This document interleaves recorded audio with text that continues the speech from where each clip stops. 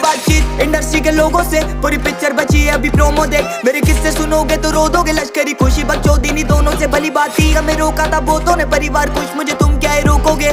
बिस्तर बना देंगे नोटों के अगर मेहनत को पैसों से तोलोगे। रुकेगी कलम नहीं जब तक जिंदा, मैं मरूंगी तब तक नहीं कला है जिंदा। मुझे लगता है जानती सब हूँ मैं, हार या जीत की होती नहीं चिंता। मैं सुनती हूँ लोगों को ज्यादा नहीं, पर मैं जानती सबके हूँ दिल का। मेरे होते पड़ोसी अमीर जो पैसा या बातें बनना